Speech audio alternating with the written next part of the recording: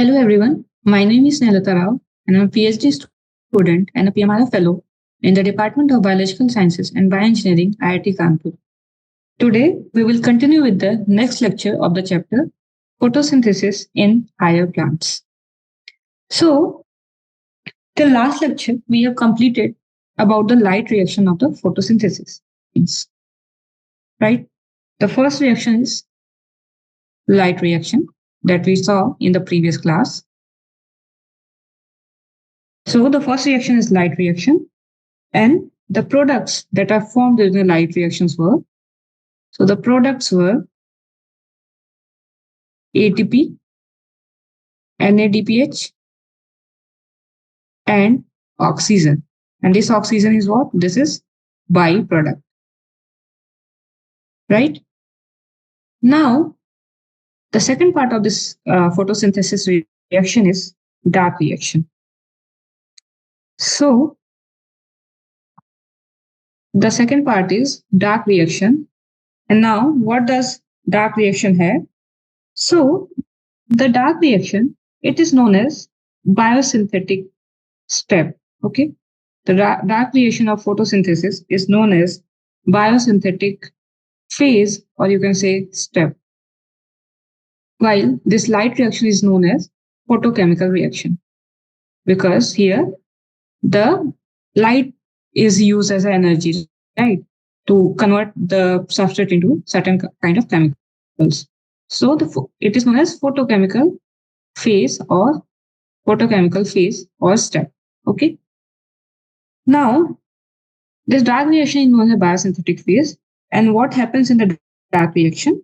In the dark reaction, fixation of CO2 takes place.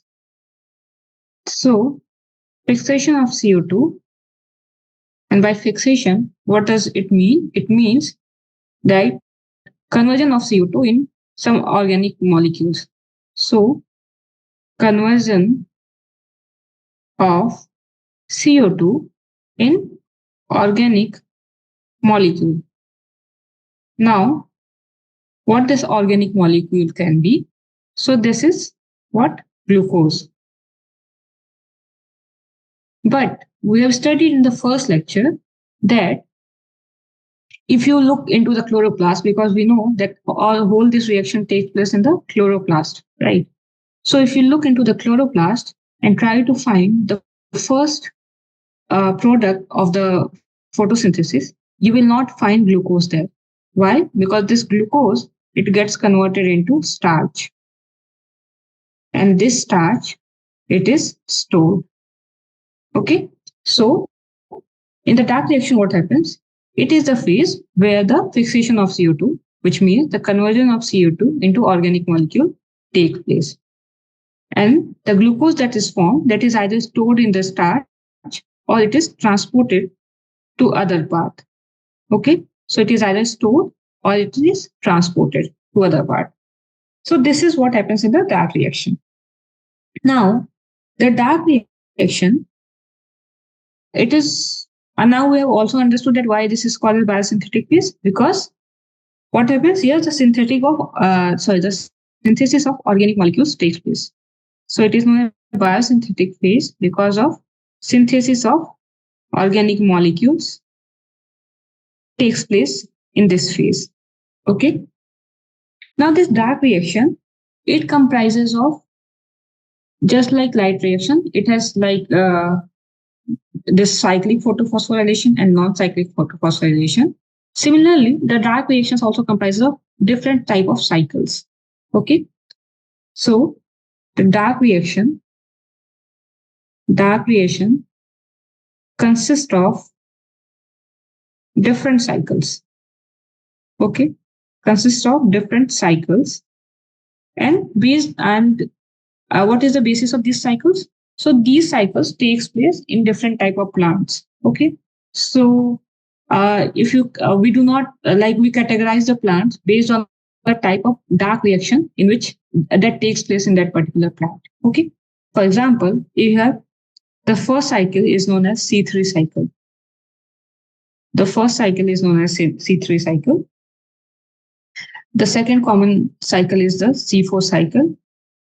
And the third one is the C2 cycle. Okay. Now, what is the meaning of this C3, C4, C2? So, what does this number means? So, this number means, or this cycle is named based on the first stable product that is formed in that cycle. Okay. So, if a product that is formed is of 3 carbon molecule, then it will be called as C3 cycle. Similarly, if it is formed, the first stable product that is formed is of 4 carbon molecule, then it will be called as C4 cycle, and likewise. Okay. So these cycles are named. The cycles are named based on the first stable product formed, based on the number of molecules in the first stable product that is formed. Okay. Number of carbon molecules. Okay. Number of carbon molecules in the first stable product that is formed. First stable product formed. Okay. So what happens when this cycle starts? The first stable product that is formed, they count the number of carbon in that molecule, and based on that, this cycle name was given. Okay. For example, in C3 cycle, first stable product is of 3 carbon molecule. Okay. First stable product is 3 carbon. I'm representing 3 carbon by 3 C. So 3 carbon molecule. Okay. So this is about the dark reaction. Now we will study these cycles one by one. So the first cycle is C3 cycle. Okay. And C3 cycle, it is also known as Calvin cycle. It is also known as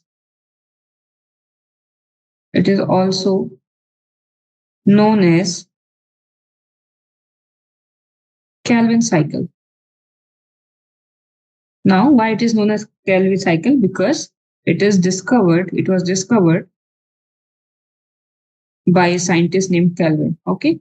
Discovered by Melvin Calvin. Okay. So this is the name of the scientist. So discovered by Melvin Calvin, and that's why it is called as Calvin cycle. And in which organism this cycle was discovered? So it was discovered in algae, the green algae, that is chlorella. That is chlorella. Okay.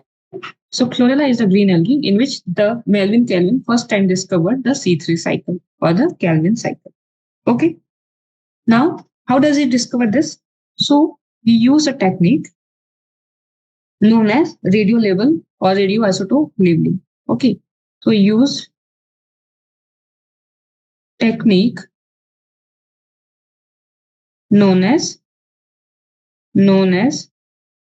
radioisotope labeling. Radioisotope labeling.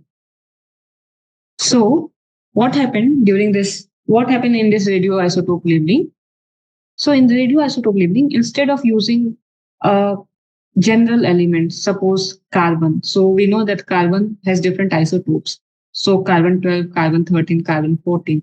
So instead of using carbon 12, the scientists can use another carbon isotope, say carbon 13 or carbon 14. Okay. So when they will analyze these things when they will analyze the products that are formed, they can trace those carbon molecules based on the radioactivity. And based on that, they can determine that how many number of carbon molecules are present in that product. Okay. So what means? It means that instead of, most naturally occurring carbon, they use carbon radio as another isotope of carbon. So used different isotope of carbon. And then they can easily analyze the number of carbon molecules that are present in that product by this radioactivity. Okay. Now, the C3 cycle is known as universal cycle. Okay. So C3 cycle is known as universal cycle. Now, why it is known as universal cycle? So first, this is known as universal cycle. Okay. Now, as the name suggests, universal means present in all kind of plants. So whatever plant is there, this C3 cycle will definitely happen. Okay. But in previous this slide, what I told that these dark reactions consist of different cycles, and these different cycles happen in different plants, right? So if a C3 cycle is happening somewhere, that plant will be called as C3 plant. If C4 is happening, that plant will be called as C4 plant. But here I am saying that the C3 cycle is known as universal cycle, which means that this cycle is occurring in all kind of plants. So how is it? How it can happen? So what happens that although different plants have different cycle, for example, in C4 plants, it has C3 cycle, but at some point of time, that C4 cycle will get converted into C3 cycle, or that C3 cycle will be responsible for the C4 cycle. So something like that will be happen that we will see in upcoming slides. Okay. So irrespective of type of plant, the C3 cycle is a universal cycle. So if someone asks that if you have a C4 plant, so does that what kind of cycle it will have? So it will have both C3 cycle as well as C4 cycle. So this is what is meant by a universal cycle. Okay. Now, what is the location? So what is the location of C3 cycle? Okay. So the C3 cycle, we know till now we have understood that everything that we talk about was happening in the chloroplast, right? In the leaves, we have mesophyll cells, and in the mesophyll cells, we have chloroplast, and everything was happening there. So, and we know that this light reaction it takes place on the thylakoid membrane. But where does C3 cycle happen or the dark reaction happen? So it takes place in the stroma. So C3 cycle. So if this is your chloroplast, this is your thylakoids, and this part is stroma. So C3 cycle will happen here. Okay, this is the location of the C3 cycle, this stroma. Okay. Now, what is the enzyme? Because in previous lectures, we have seen that the dark phase is known as biosynthetic phase, and it consists of enzymatic reactions. So there must be some enzyme that is present that catalyzes the reaction, right? So the enzyme that is present or that is used for C3 cycle is known as rubisco. The enzyme is known as rubisco. Okay. Now this rubisco, this is the most abundant enzyme in the biosphere. It is the most abundant enzyme in entire biosphere. In entire biosphere. Okay. So this is the most abundant enzyme in the entire biosphere. And if you talk about the living organism, or you can say if you talk about the human body. So, okay. So if you talk about the earth, then the most abundant this enzyme is cellulase. Okay. Now, this enzyme, or you can also, the question can also be in terms of proteins, because we know enzymes are what? Mostly proteins. So rubisco is the most abundant enzyme in the entire biosphere. Okay. Now, what does this rubisco stands for? So the rubisco, it stands for ribulose. The full form of rubisco is ribulose 1,5 bisphosphate. Bisphosphate means that on ribulose we have phosphate at first and fifth position, right? Bisphosphate. The C stands for carboxylase, and O stands for oxygenase. So the enzyme rubisco, it stands for ribulose 1,5 bisphosphate carboxylase oxygenase. Okay. So as the name suggests, it comprises of two terms, carboxylase and oxygenase, and that makes this enzyme bifunctional. So ribosco is what? It is bifunctional. Okay. Now it has two functions. The first is it acts as a carboxylase. Okay, act as carboxylase. Now, what happens, or under what condition it acts as carboxylase? So, it acts as carboxylase when on the active site of this enzyme, because this is an enzyme, it will have active sites, right? So, on the active site of the enzyme, carbon dioxide binds. Okay, carbon dioxide binds, and the second substrate of Ribisco is RUBP, about which we will see in upcoming slide. So, this Ribisco, it acts as a carboxylase where on one active site the carbon dioxide binds. Okay, and this happens in the case of C3 cycle. Now, there can be another situation where it acts as oxygenase, where it acts as oxygenase. And what happens in this case? In this case, in its active site, instead of carbon dioxide, the molecule that is binding is oxygen. And the second substrate will be RUBP. Okay. And this type of cycle is known as C2 cycle. And the plant don't prefer this thing, that Ribisco acts as oxygenase, but there are certain conditions in which it has to act as oxygenase. Okay. So this is the brief introduction about the C3 cycle, where it takes place and what is the enzyme involved. Now, if you look at the C3 cycle, so as we know, it's a cycle. So it will work like this, right? It will start from here and then it will come back here. So in that cycle, it consists of 3 steps. And the first step is carboxylation. The first step of C3 cycle is carboxylation. So what happens in carboxylation? So here what we are doing, we are fixing carbon dioxide. So definitely it will need carbon dioxide. So in carboxylation, carbon dioxide will come. Okay. And then the second substrate is known as RUBP that I was saying. So this RUBP, it stands for ribulose 1,5 bisphosphate. Bisphosphate. Okay. And it's ribulose, so it's a 5 carbon molecule. Okay. So it is what? 5 carbon. This is 1 carbon.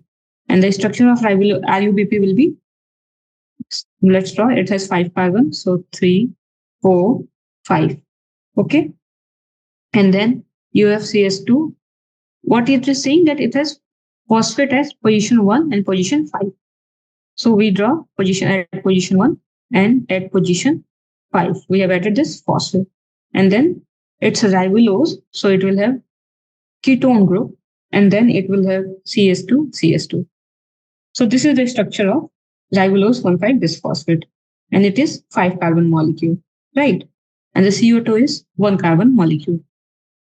Now, in the presence of this enzyme, that is Ribisco,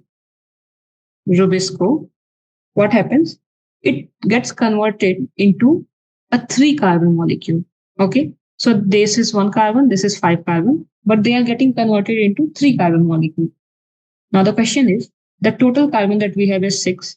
And if it is getting converted into 3 carbon molecule, then how many molecules of that 3 carbon substrate product will be formed? So it will be 2, right? So it will lead to the formation of 2 molecule of, and the product that is formed is known as 3-phosphoglycerate, 3-PGA.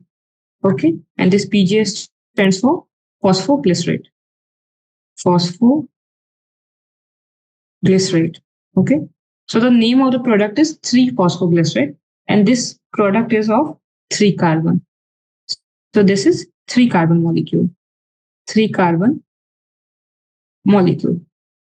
Okay, so what has happened in carboxylation step? In carboxylation step, the addition of carboxyl group to RUBP takes place, and this leads to the formation of 2 molecule of 3-PGA. 3-PGA is the product name, and it is of 3 carbon. Okay. Now, so here what we have done, we have fixed 1 carbon, that is 1 CO2. But we know the formula of glucose, it is C6H12O6. So it comprises of 6 carbons, right? So in order to fix or produce 1 glucose molecule, how many molecule of carbon will be needed? So we will need 6 molecule of carbon dioxide. So we need 6, or we can write for one glucose molecule. So for one glucose molecule, what do we need? We need 6 carbon dioxide, 6 molecule of carbon dioxide plus 6 RUBP. Now, if there are 6 molecule of carbon dioxide and 6 molecule of RUBP, how many molecules of PGA, 3 PGA will be formed? So one molecule leads to 2 molecule formation of 3 PGA. So 6 carbon molecule will lead to 12 molecule formation, right? So 12 molecules of 3 PGA will be formed. Okay. So this is the carboxylation step. Now the next step is reduction step. Okay. So it comprises of 3 steps. First is the carboxylation. The second step is the reduction step. Now what happens in the reduction step? So in the reduction, now what substrate we have? We have 12 molecules of 3 PGA. 12 molecules of 3 PGA, 3-phosphoglycerate. Now, as the name says, it is a reduction. So this PGA will undergo reduction. Okay. And once it will go reduction, it will lead to the formation of 12 molecules of 1,3-BPGA. BPGA. Okay. 1,3-BPGA. And this is again 3 carbon. Okay. This is also of 3 carbon. And BPGA stands for 1,3-bisphosphoglycerate. Bisphosphoglycerate, or you can also say bisphosphoglyceric acid. Okay, glycerate or glyceric acid. Okay, so this is the reduction step where 12 molecules of 3 PGA gets converted into 12 molecules of 1,3-bisphosphoglycerate. Now, what is the catch here? So when we were studying about the dark reaction, we said that the dark reactions are those that do not happen in the dark, but they do not directly depend on the light energy. That's why they are called as dark reaction, right? But what this dark reaction do? They uses the product that is formed in the light reaction. Now, what were those products? Those were ATP and NADPH. So where these products will be used? The product will be used here. Okay. So in the reduction of 12 molecules of 3 PGA to 12 molecules of 1,3-BPGA, 12 molecules of ATP will be used. Okay. So this is formed during the light reaction. Now it is getting used here. So 12 molecules of ATP is used to convert 3 PGA to 1,3-bisphosphoglycerate. Now this 12 molecules of 1,3-BPGA again undergo reduction. Okay. So this 12 molecules of 1,3-BPGA, they again undergo reduction to form 12 molecules of 3-phosphoglyceraldehyde. 3-phosphoglyceraldehyde. Okay.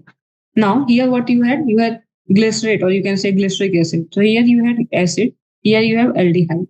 This is what? This is reduction, right? You have COOH and it's getting converted into CHO. You have removal of one oxygen, right? So it is reduction. So what is happening? The reduction is taking place. And what is being utilized here? Here, the another molecule or another product of light reaction is being used, that is NADPH. So here 12 NADPH molecule is used. Okay. So this is the reduction process where what happens? 3 PGA first gets converted into 1,3-BPGA, and this 1,3-BPGA gets converted into 3-phosphoglycerate. And this leads to the utilization of 12 ATP and 12 NADPH. Now, the last step of the C3 cycle is known as regeneration step. Now, what happens in regeneration? We have 3 molecules of phosphoglyceraldehyde that we can also mention as 3-PG. Okay. So this 3-PG, we have 12 molecules of 3-PG. Now, what happens out of this? Because this 3-PG is of 3-carbon molecule, right? It is 3-carbon containing molecule. Now we want to produce glucose from here. So to produce glucose, how many molecules of 3-PG will be used? Since one molecule consists of 3 carbons, we need total of 6 carbons to produce one molecule of glucose, right? So out of these 12 molecules, 2 molecules will be used. 2 molecules will be used to produce glucose, right? Because one molecule have 3 carbons, 2 will be have 6 carbons, and it will lead to the production of glucose. And the remaining 10 molecules, what happens to them? So these 10 molecules, they are used to regenerate RUBP. They are used to regenerate RUBP. So this is what happens. Okay. Because if you see the reaction, the RUBP is also being utilized. And this RUBP has to be recovered or regenerated, right? So this is regenerated by this process. Okay. So this is the complete C3 cycle. Now let's see it in the form of cycle because this is a cycle. So what is happening here is you can see all the 3 steps I mentioned. So the first here is your, from here till here is your carboxylation. From here to here, this is your reduction and then regeneration. So this is a carboxylation, this is your reduction, and this third is your regeneration. Okay. And now what we are seeing that here ribulose 1,5 bisphosphate plus CO2, it undergo carboxylation, leading to the formation of 3-phosphoglycerate. So what is 3-phosphoglycerate? This is the first product, first stable product of C3 cycle, right? And this is what? This is 3 carbon. This is 3 carbon. And that's why it is called as C3 cycle, right? Now, the another thing that we are seeing is in the reduction step, we have ATP and NADPH being used. So this cycle is in terms of one carbon dioxide molecule. But here we know that in the first reaction itself, here the 2 molecules of this 3-PGA forms, right? So the ATP and NADPH that will be used during one cycle is 2 ATP and 2 NADPH here. Okay. So in one cycle, 2 ATP and 2 NADPH will be used. And this will lead to production of 2 ADP and 2 NADP plus. And in regeneration, one molecule of ATP is being used. Okay. So this is a C3 cycle. Now, this complete cycle was in terms of one carbon dioxide fixation. But if we talk about the one molecule of glucose, so for one molecule of glucose, what happens? How many ATP and how many NADPH and how many turns of C3 cycle will be required? So for one molecule of glucose, we need 6 turns of C3 cycle, right? 6 turns of C3 cycle. Because in one turn, it is fixing one carbon dioxide, but we need a glucose that is of 6 carbon. And because of this reason, we need 6 turns of C3 cycle. Okay. Now, how many ATPs are required for one molecule of glucose formation? So we can see that in one cycle, we can write here, in one turn, how many ATP and how many NADPH is required? Here is 2 ATP and here is 1 ATP, right? So in one turn, 3 ATP plus how many NADPH we have? We have 2 NADPH, right? Plus 2 NADPH is required. NADPH is required, right? So for 6 turns or one glucose molecule or one glucose, we need 18 ATP and 12 NADPH, right? So for one turn, we need 3 ATP and 2 NADPH. Then for 6 turn or for one glucose molecule, we need 18 ATP and 12 NADPH, right? Now, this is one thing. Now, the second thing, let's see. If someone asks that in the case of reduction only, so in reduction step,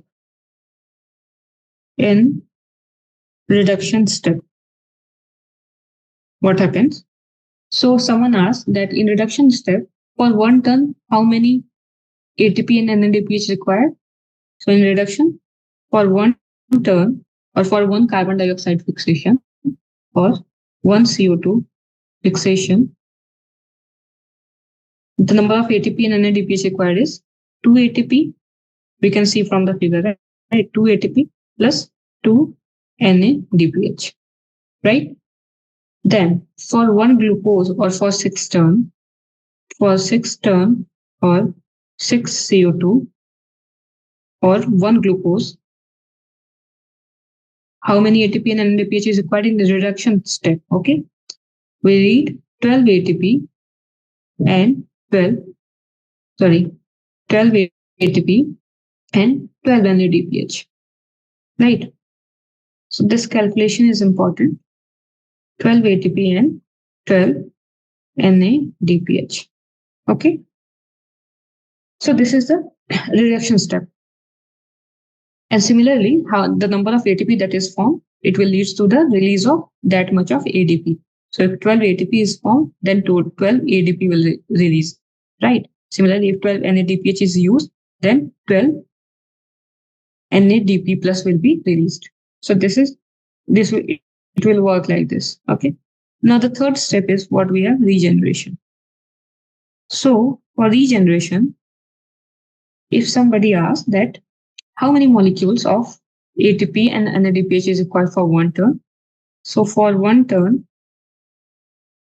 we can see 1 ATP is required and 0 NADPH.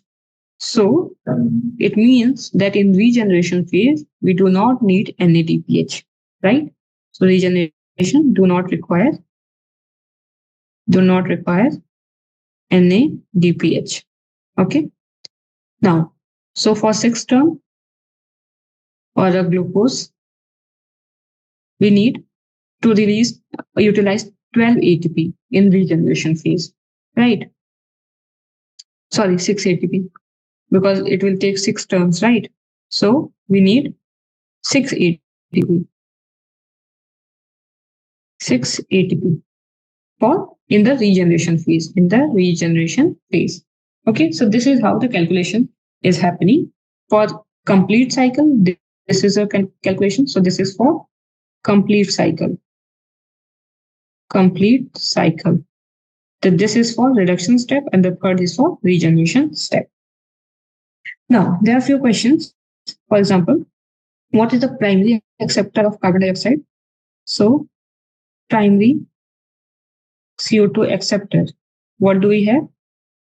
So the primary acceptor of CO2 is RUBP, right? This RUBP. So it is RUBP. Okay, so RUBP is a substrate and RUBP, Rubisco, is the your enzyme, right? Now this RUBP is of 5 carbon. Okay, and the first stable product that is formed is 3-phosphoglycerate, and which is the most important step of C3 cycle.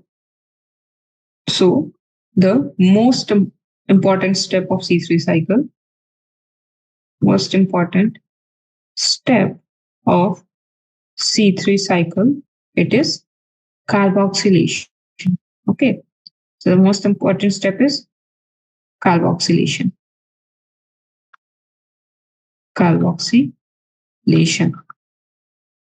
Okay, so with this we complete our C3 cycle. Now, what we saw when we were studying about Rubisco, we saw that the Rubisco act as both the carboxylase and oxygenase, right? So when it acts as carboxylase, we saw what happened. The C3 cycle happened, right? But what happens when it acts as oxygenase? So in that case, photorespiration happens. Okay. In this case, photorespiration takes place. So what happens in photorespiration? First of all, here you have this ribisco enzyme, right? So this is its active site because enzymes are active site. So this is its active site. And on the active site, either CO2 or oxygen can bind. This happens, right? So this ribisco, it acts as oxygenase and carboxylase, both, right? Now, at the for its active site binding, this carbon dioxide and oxygen both compete. So CO2 and oxygen compete with each other for binding to ribisco active site, right? For binding to active site of ribisco. So this CO2 and both compete. So what kind of inhibition this will be? So this will be called as competitive inhibition. So in ribisco, what kind of inhibition takes place? Competitive inhibition, because at the active site, two substrate compete to bind. Okay, so this is known as competitive inhibition. Okay, now under what condition this ribisco will act as? So this is your ribisco. Under what condition the ribisco will act as oxygenase, and under what condition it will act as carboxylase? Okay, so the first condition is when carbon dioxide concentration is high. When carbon dioxide concentration is either high or equal to oxygen concentration. Okay, so if the concentration is either high or equal to oxygen concentration, what happens? Ribisco act as carboxylase. Okay, act as carboxylase. Which it means what? It means if you talk about the affinity of ribisco, you can see that even if the carbon dioxide concentration is equal to oxygen concentration, then also the ribisco is acting as carboxylase, right? It means this ribisco has high affinity for carbon dioxide, right? High affinity for carbon dioxide. Okay. So it means here that when carbon dioxide concentration is high, it will act as carboxylase, or even if it is equal. But in the second condition, when the condition is reversed, that is when oxygen concentration is greater than CO2 concentration. Okay. Not equal, I'm saying greater than. Okay. Then it acts as oxygenase. Okay. Then it acts as oxygenase. Now, what happens when it acts as oxygenase? So this is your ribisco, right? This is your ribisco. Okay. We know at one side it will have RUBP, that is its ultimate substrate. And then at second place, now when CO2 concentration is high, when O2 concentration is high, O2 will come and bind here. Now what happens? It will lead to the formation of two type of products. The first product is PGA, 3-PGA. The first product is 3-PGA that we have also seen in the Kelvin cycle, that is 3 carbon. Okay. And the second product is what? Phosphoglycerate. Phosphoglycolate. The second product is phosphoglycolate. Okay. And this is what? This is 2 carbon. And this phosphoglycolate, it will ultimately undergo multiple steps processing, and then finally it will release carbon dioxide. It will release carbon dioxide. Now we can see the problem here, right? So the carbon dioxide that was meant to be fixed, that was meant to be taken, it got released, right? So this is not right, because the plant need to fix carbon dioxide, not to release them. The plant release oxygen.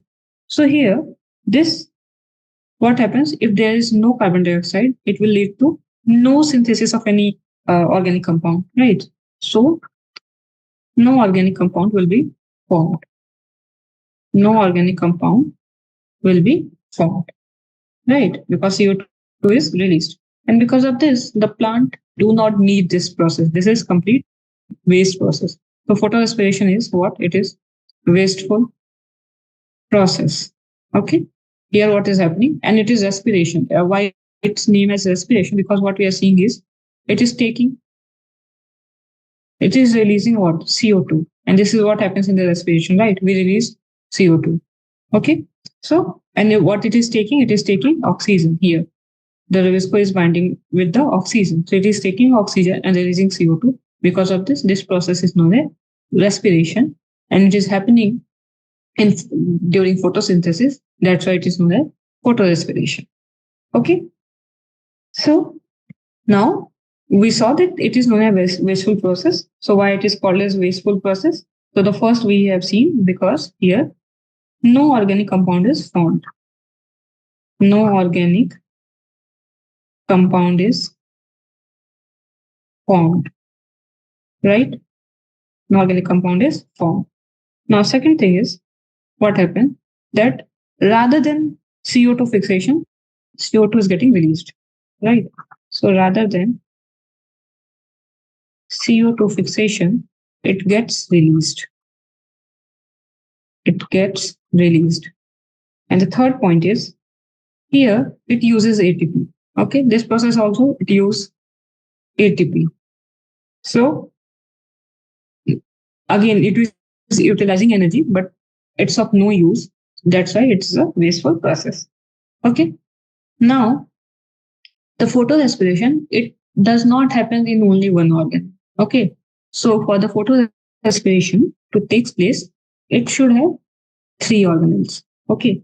So the organelles that participate in participate in photorespiration. So the organelles are what? CPM. CPM. Okay. And like I said in the previous thing, that this phosphoglycolate that is formed, it undergo multiple steps, right? And then finally release CO2. So these steps takes place in different organelles. Okay. So now what does CPM stands for? So the C here stands for chloroplast. C stands for chloroplast. So what happens in the chloroplast? Glycolate synthesis takes place. Okay. This phosphoglycolate. So glycolate synthesis takes place.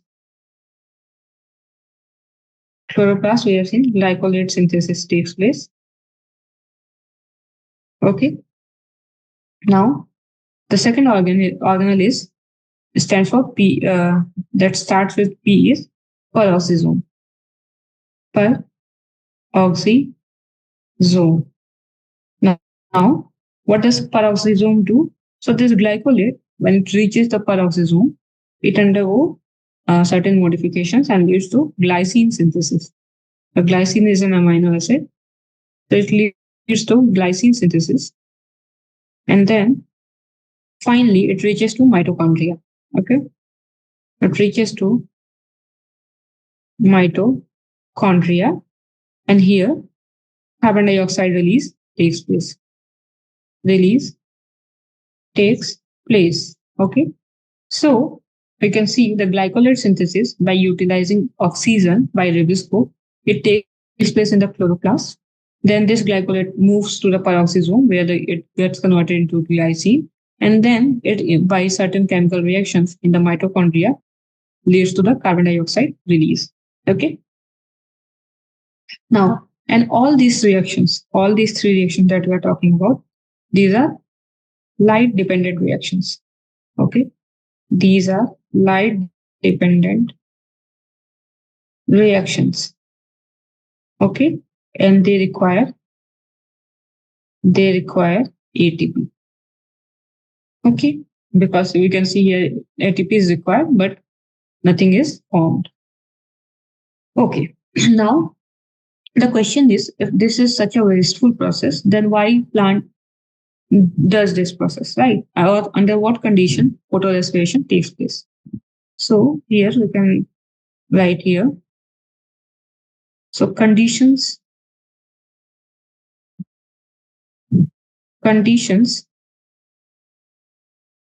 for photorespiration. Conditions for photorespiration. Okay. So what are the conditions? The first condition is, we know that when we have high oxygen concentration, when like trees like canopies, say here. So what happens? They have very much oxygen here. Okay. So in these conditions, when there is high oxygen concentration, then photorespiration takes place. Second is when there is high light intensity. High light intensity. Okay. Third condition is when there is high light intensity. You can also remember it as high temperature. High temperature. And the fourth is, low carbon dioxide. Of course. Okay. So under these conditions, photorespiration happens. Okay. Now, where does it happen? So all these conditions where they will find, we can find them most commonly. So the conditions where this happen is they occur in tropical regions. So these occur in tropical regions near equator. Regions near equator. Okay. So because we know the equator, the sunlight falls directly. So there will be high temperature, high light intensity, right? So it mostly occurs in the plants that present in the tropical region near equator. Okay. So this is about the photorespiration. So with this, we have completed the C3 cycle and photorespiration. Now we will see. Now we will see about another cycle, C4 cycle. But before that, let's see C4 plants. So what are C4 plants? So the C4 plants, they are found in dry tropical region. Okay. So where C4 plants are found? They are found in dry tropical region. Okay. Dry tropical region. Okay. Now the plant population that under that comes under C4 plants are only 1%. Okay. So it comprises only 1% of total plant population. Of total plant population. Okay. So C4 plants are very small in number and it comprises of only 1% of total plant population. But these plants are most productive plants. So out of all the plants, these are most productive plants. Okay. And these plants, so these comes under both monocots and dicots. So they consist of, C4 plants consist of both monocots and dicots. Okay. And the examples are important. So the examples of these plants are maize. Okay. We have sugarcane. We have sorghum. So all of these comes under C4 plants. Okay. One of the important feature or the most important feature of the C4 plants are they do not show photorespiration.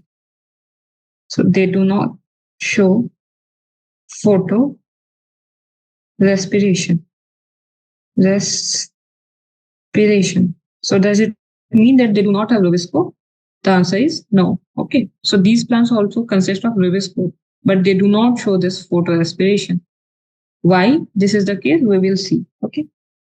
Now, the C4 plants, their leaves have a special anatomy. Okay, their leaves have special type of anatomy. So the leaves of C4 plants have special anatomy, have special anatomy, and this anatomy is known as Krenz anatomy. Okay, this is known as Krenz anatomy. Now, what is this Krenz anatomy? So this Krenz anatomy, this is what, if you see it under the microscope, you would take a leaf and dissect it and visualize it under the microscope. You will see crown or concentric ring-like structure. Crown or concentric ring-like structure. Okay. So because of this, this type of anatomy is known as Krenz anatomy. Now, what we will see in the microscope, let's see. So we know in the leaves, we have this vascular bundle. In plants, we do have vascular bundles, right? Now, this is a vascular bundle. You will visualize it. Now, after this vascular bundle, the second thing that you will see will have a structure something like this. A very compact structure. Okay, so these are basically cells, but these are very compact cells. Okay, and they have multiple layers. They have multiple layers. Okay, so very compact and multiple layers. And then you will see some other arrangement that will be like this. Okay, that will be like this, surrounding it. So they are close by, but not very compact. So what is this structure? Okay, so this is a leaf, and this kind of structure you are seeing. Now, what do we have here is this concentric structure that we are seeing is this thing, the very compact one. These are the special type of cells known as bundle sheath cells. These are bundle sheath cells. Okay, and these bundle sheath cells, these are what? These are compact. These are compact and multiple layers and have multiple layers. Okay, so this is your bundle sheath cells that are located outside this vascular bundles. Now we know that the photosynthesis takes place in mesophyll cells, right? So does the C4 plants do not have mesophyll cells? The answer is no. If you see here, this green cells, these are what? These are your mesophyll cells. Okay. So now you have seen that this leaf anatomy, this is the leaf anatomy. Okay. So what we see that along with the mesophyll cells, these have also another type of cell that is known as bundle sheath cells. Those are and these are compact in nature. Now let's see what is the difference between this mesophyll cells and bundle sheath cells that is present in the C4 plants. So first feature differentiation is based on the size.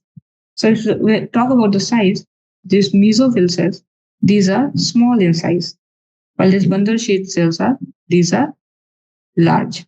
Okay.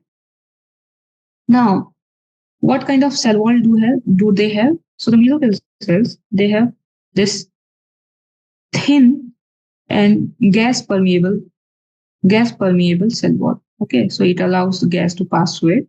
While this bundle sheath cells these are thick and permeable to almost everything. Okay, so these are thick and permeable. Now, if we talk about the arrangement of this mesophyll cells, so this mesophyll cells arrangement is relatively loose. Okay, so they are like say this, so they are in loose contact with each other. While the bundle sheath cells, they have compact arrangement. They have compact arrangement. Now, the intercellular space. So intercellular space is what? The space between the cells, right? So these mesophyll cells, they have intercellular space, while they are, because they have compact arrangement, they do not have intercellular space. Okay. Now, if we talk about the chloroplast, so what kind of chloroplast is there in the mesophyll cells? So we know mesophyll cells have what, granule chloroplast, right? Because it has structure will be like this, and they are connected to another, right? So it has granule thylakoids, so it has granule chloroplast. While in the bundle shaped cells, the chloroplasts are dimorphic in nature. So they have dimorphic chloroplast. Now, what does dimorphic means? It means that in the leaves, there can be different type of bundle sheet cells. Suppose in one cell, it has chloroplast that is granule, while in another cell it has chloroplast that is agranule. Like here, it has just thylakoid. There is no stack of thylakoid that is forming the grana. So dimorphic means have both granule and agranule chloroplast. Okay, granule and agranule chloroplast. Okay. Now, because they are used for photosynthesis, so let's see what photosystems do they have. So the photosystems, as we know, in the mesophyll cells, it has both PS1 and PS2. But in the case of bundle sheet cells, it has only PS1. Okay, it has only PS1. Now, if it has only PS1 and it has PS1 and PS2, what kind of photophosphorylation will happen in both cases?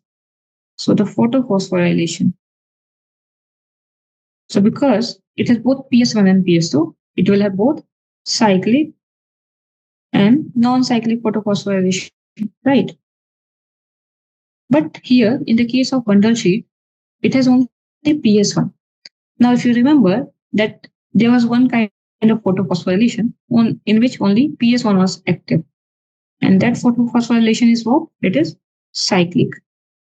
So in bundle sheet cells, it has only cyclic photophosphorylation.